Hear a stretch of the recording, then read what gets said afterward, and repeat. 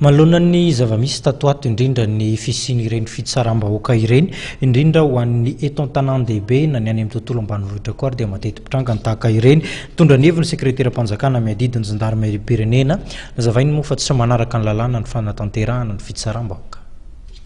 Mampatsiahy ny onivon'ny jandarmeriam-pirenena fa tsy ekeny lalàna ny fanaovana fitsaram-bahoaka. Nambaran'ny sekretera-panjakana miadidy amin'ny jandarmeriam-pirenena Jeneraly Paza Didier Gérard fa tokony atolotra trano mpitandro filaminana atao fanadihadiana ary atolotra amin'ny fitsarana avy eo ny olona izay nanao heloka teo amin'ny fiarahamonina. Izay ato amin'ny jandarmeriam-pirenena aloha ary izaho mino fa nareo namanay any amin'ny polisy dia miombon-kevitra aminay tsy azo ekena izany ireny fitsaram-bahoaka ireny.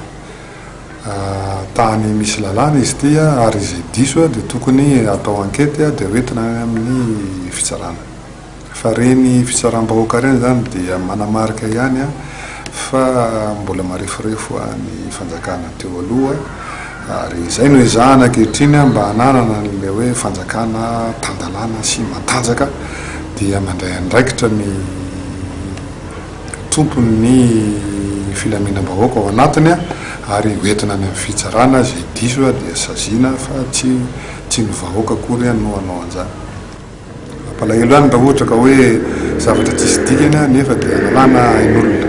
Mampalahelo ihany zany. Izay mahatonga hoe tokony averina zany fa izay diso dia hoentina amin'izay olona tokony hitsara azy mba hahafahana manasazy an'ireny olona izay diso lalana ireny. Apetraky ny sekretera-panjakana miadidiny jandarmeriam-pirenena vaovao lara-pahamehana ny famerinana ny fandriampahalemana indrindra any amin'ny distrika izay anjakan'ny ny asan-dahalo toy ny any amin'ny ilany Atsimo Nosy. Isaraka ny fanazavana amin'ny famaritan'ny zandary paikady matotra amin'ny fanenjehana ireo dahalo ireo.